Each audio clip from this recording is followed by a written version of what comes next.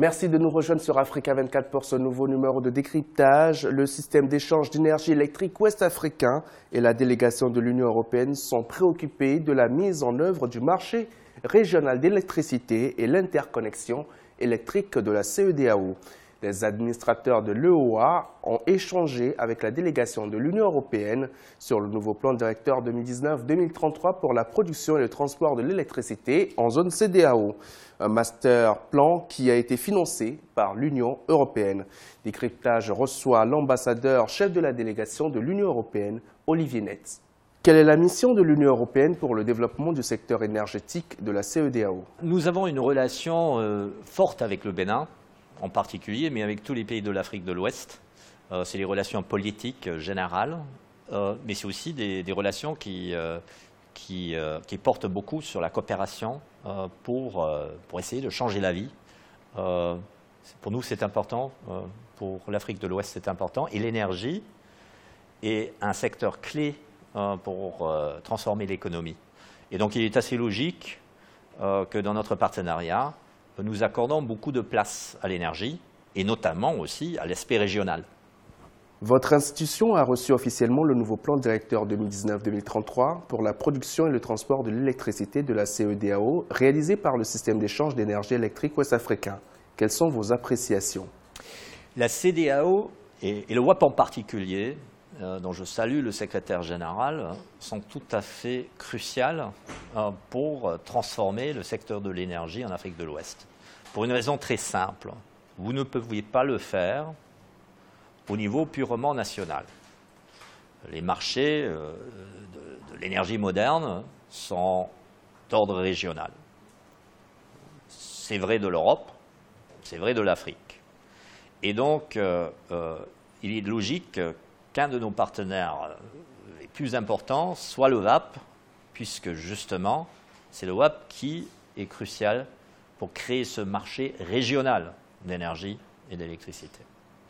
Qu'est-ce qui a motivé l'Union européenne à financer la rédaction de ce plan? L'étude, là qu'on finance, c'est une sorte de mise à jour d'un plan qui existait déjà, puisqu'il y a une nouvelle impulsion politique, il y a une volonté forte des hommes politiques de la région, c'est décidé ici en Afrique de l'Ouest, de mettre l'énergie au centre en fait des politiques de renouveau et de transformation économique.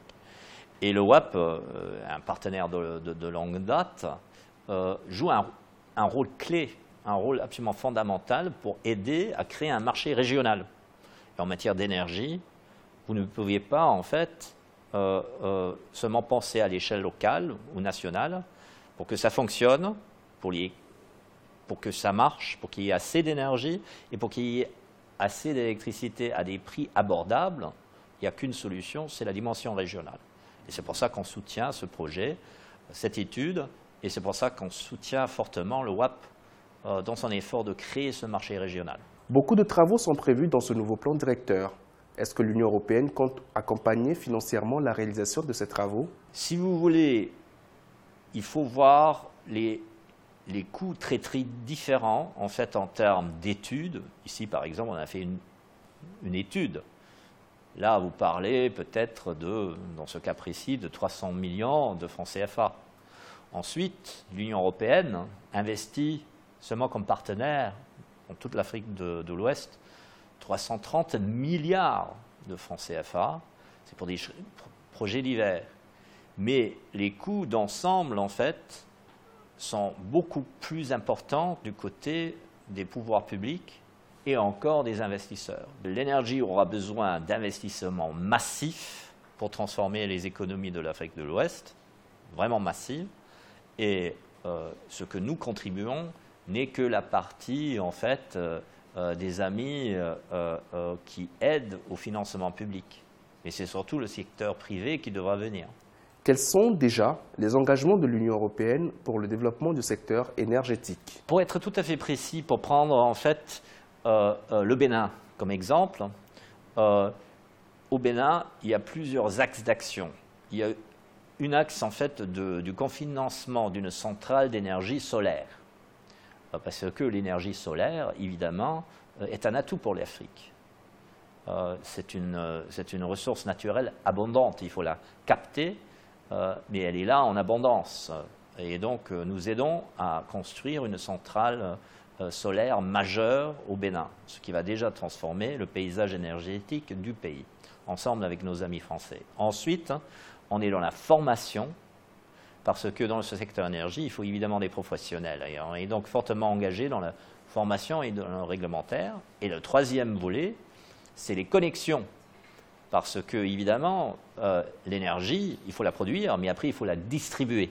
Et notamment en milieu rural, au Bénin, il y a encore beaucoup trop peu d'accès à l'énergie, ce qui gêne le développement de l'agriculture, ce qui gêne, en fait, la transformation de l'économie. Voilà les 3 secteurs dans lesquels nous sommes engagés au Bénin, pour vous donner un exemple concret. La même chose est vraie dans pas mal d'autres pays de l'Afrique de l'Ouest et de l'Afrique en général. Ça peut varier d'un pays à l'autre. Quel est votre mot de fin? Je pense qu'il y a de l'espoir. On est en fait à un moment où les bases ont été jetées pour un décollage économique et les bases ont été jetées pour construire en fait un réseau d'énergie en fait efficace en Afrique de l'Ouest. Vous ne le verrez pas encore demain, mais vous le verrez après-demain. Et d'ici 10 à 15 ans, on vivra ici dans une réalité fort différente.